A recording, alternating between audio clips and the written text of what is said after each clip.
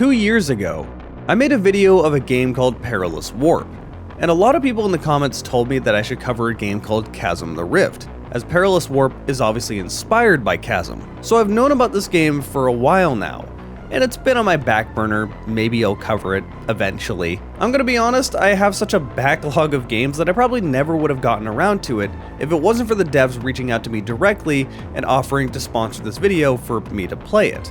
So this video is sponsored, I guess, by the devs, or publisher, I should say. The devs are Action Farms, and I don't think they exist anymore. So hey, Jarek here, and I guess I'm sponsored by Chasm the Rift. Don't worry, I'm going to be brutally honest about both the good and the bad like normal.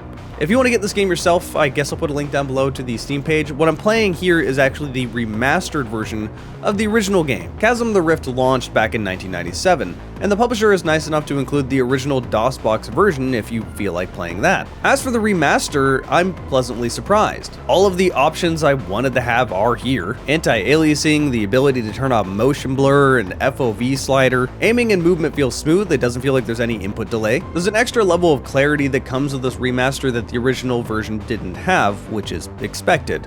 Also, it just naturally runs in HD, and I didn't have any problem at all. This is a very solid remaster. I am a little confused as to why they chose to remaster Chasm the Rift of all games. I mean, it does have a cult following, don't get me wrong. It's just an odd game to pick out. And they really went all out on putting this game everywhere. It's on PlayStation 5, it's on Xbox One, Series S, Series X, it's obviously on PC, it's on the Switch. They put it on everything. Looking at this game at a glance, it's pretty obvious what it is.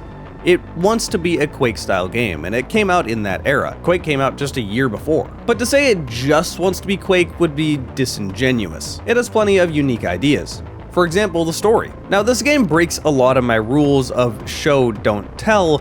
However, considering most shooters back then had no interest in even telling a cohesive story at all, this is a lot more than what we would usually get. But that said, these cutscenes are pretty bone dry. A man sits here and explains things to you, and that's it. The audio quality sounds like someone sitting in his bathtub, and the voice acting isn't particularly great. And the game gives you all of this information through these cutscenes, so quite literally they are telling you everything. Slight spoiler, I guess, it really doesn't matter. In between levels, you come back, and it's the secondary guy talking to you, and he just says, the main guy died. And you never hear about him ever again. That's just it. Unfortunately, there were casualties. We lost the commander. This is a great loss for our platoon. However, we must go on. Oh no! Anyway. But once again, for a first-person shooter back in 1997, you usually didn't get this much. Keep in mind, Half-Life really changed a lot, and we weren't there yet. So what is the story of this game? What is actually going on? Well, the Time Strikers, an alien species, began a sudden invasion of Earth through the creation of multiple time rifts across the planet. What are they doing? What's their goal? Who knows? Your job is to investigate and figure out what's going on. It could be as mundane as going to a military base and trying to turn the power back on. And throughout the beginning of this cutscene, the only thing I could think is, this sounds a lot like Timesplitters, which is a coincidence, or maybe it wasn't, but it would have to be the other way around, as this game came out first. It launched back in 1997, Timesplitters 1 didn't come out till 2000. And Timesplitters 2 didn't come out till 2002. I feel like that's when most people started playing Timesplitters. But these aliens can pop in throughout time anywhere they want. I don't care how similar this plot is to Timesplitters or how similar Timesplitters' plot was to Chasm the Rift.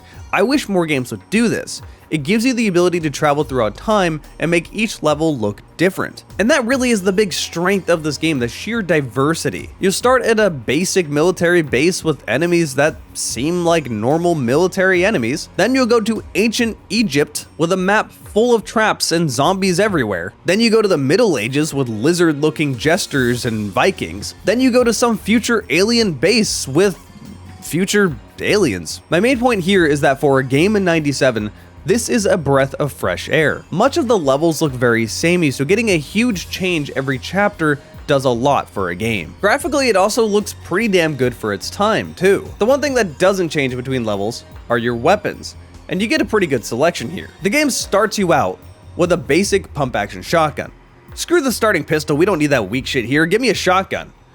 That is also very weak. Doesn't really matter, within the first rooms you get a double barrel pump action shotgun, so it's immediately replaced. And I have to say, this is one of the coolest designs for a shotgun. This will be this game's utility weapon. You are going to be using it throughout most of the game. After this, you get a pretty satisfying chain gun that just chews through ammo, so you have to watch what you're doing. Then you get one of the more interesting weapons, a saw blade.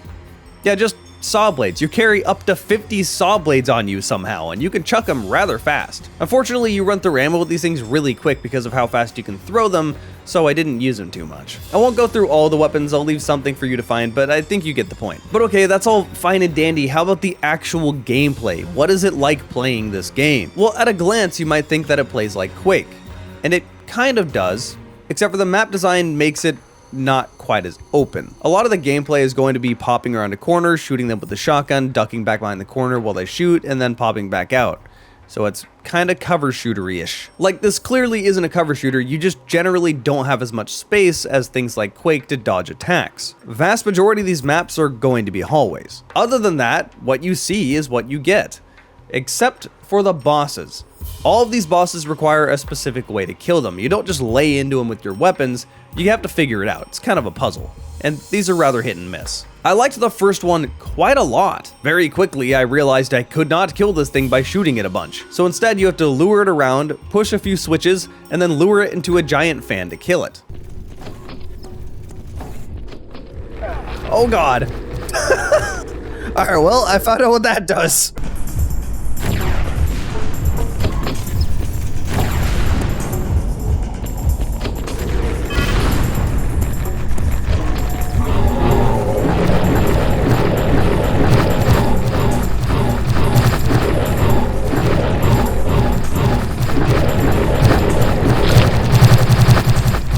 That was neat. It felt nice and satisfying. It was fun. The second boss, it tells you shoot the statue until it's gone.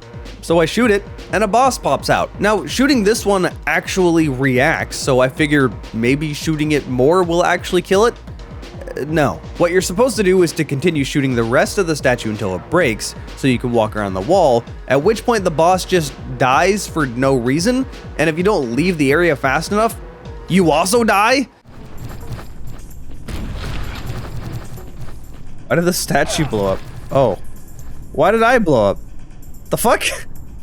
Why did I die? What is going on? Nothing here is being explained. What? This is what I mean by the bosses are hit or miss. Sometimes they're really satisfying, other times they make no sense or can be annoying. I won't spoil the last boss, but I don't know why they thought the giant boss that does a ton of damage to you would let you get near it instead of just killing you. Like, that's not... what? Okay, so for the most part, I've been praising this game, and I see why it has a bit of a cult following. Back in '97, this is some pretty cool stuff. But I have a lot of negative to talk about.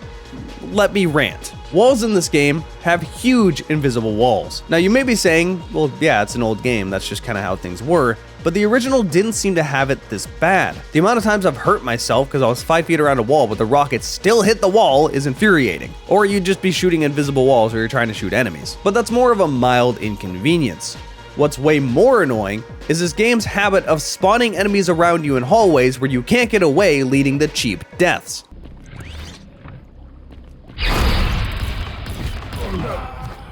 How are you supposed to survive that? There's way too many annoying traps in this game.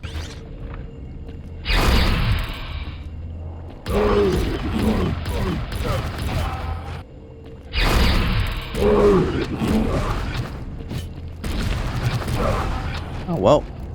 Killed myself.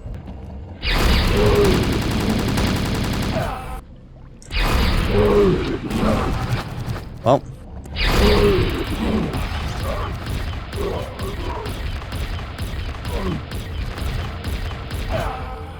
For fuck's sake.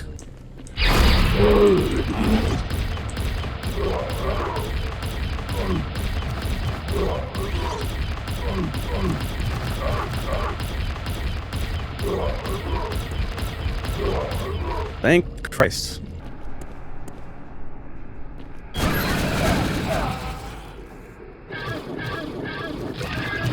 Jesus Christ.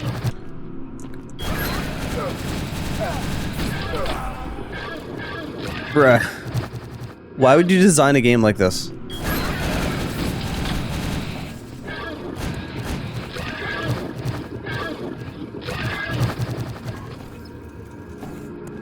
The medieval level is the worst when it comes to this. It does it all the time. This doesn't make the game more difficult, it just makes the game annoying. And the last really big problem I have is that this game has a massive case of where the f do I go? This game is horrible at pointing the player the right direction. One of the biggest problems it has is that levers and buttons never show what they actually do. Half of the time, the game you're actually playing is, I pushed a lever, now time to walk around the entire map trying to figure out what the hell it did. To make things even worse, when you pick up a keycard, it doesn't tell you what color keycard you have. It should tell you when you pick it up, but that doesn't help you if you just happen to forget, which is pretty easy to do when you've been wandering around lost forever and you have multiple keycards on you. Why doesn't it just say what keycards I have on the HUD, like any other game? Doom 1 and 2 figured this stuff out. But then there's a bunch of stuff that just convinces me the devs are trolling you. How in the world am I ever supposed to figure out that this one random book in this shelf is going to open a door? How in the world would I ever find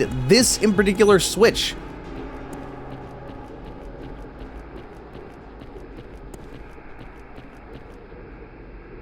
Are you f***ing kidding me? All right. This is what you had to do. You know this room that I wandered around forever in? They hit a fucking key here. Like, the devs actively just troll you. Why even put a switch here? Why even have a gate here? Just let them keep going, let alone hiding it in the corner like that. Chasm the Rift also comes with its expansion pack as extra levels. And in the first extra level, it has an achievement if you sit in the opening area for too long. So what do I do?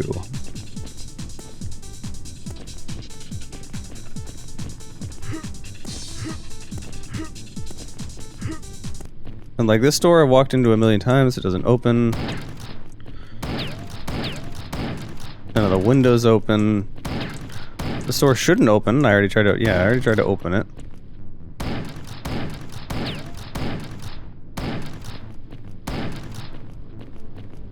What does this game want me to do? I love how even in the extra levels, it's... What the f do I do the game? I got an achievement. I don't get it. Hold up. Spend 3 minutes trying to get past the gate in the first level of the expansion pack. So it's like they acknowledge that they know that it's not designed well. Okay, it went back outside. Really? Wow. Okay. This tells me the devs or publisher knew and didn't decide to try to fix any of this. Which comes with the question of, should you bother trying to fix it? I mean, it is the original game, you want it to be as true to the original release as you can get, or do you fix its problems so it's more modern? But this game really doesn't want the player to know what the hell is going on, or at least to react to things. Wow. It looks identical to everything else, but this one in particular kills me instantly. And then the text pops up after I die. That's cool. Stepping back to the Egypt level, it's full of traps. And this is really cute and charming at first, but then just kind of gets old because you randomly die. And these hitboxes do not line up with where they are. Enemies have very similar issues. It looks like you're totally out of range and you get hit anyway. So where does this leave me with Chasm the Rift? Well, if you like Quake style games, you probably already know of this game and probably already like it. If you're not a huge fan of those style of games, you'll probably see it as dated. Personally, I can see the appeal of a game that came out in '97 like this. But boy, does it have some problems. And to be honest, a lot of the time, I was just annoyed rather than having fun. I was either blown away by the new environments and I found Egypt really cool for a while, then it quickly overstayed its welcome. My main takeaway is that it's a really solid, polished remaster for a really mediocre slash, at times, infuriating game. Like I said, I'm going to be honest about how I feel about this game. Sponsors aren't going to change that. Make what you will of this information. And that should sum up the entire video. Huge thanks to my YouTube channel members that get to see this kind of stuff early. If you want to become a member yourself, there is a join button next to the subscribe button. You'll also get weekly shoutouts. Huge thanks to everyone that joined me over on Twitch as well. It's fun hanging out with you guys. You can see my Twitch in the bottom right. And if you want to follow me on Twitter, if that's your thing, there's my tag down there in the bottom left. And I'll see you next time.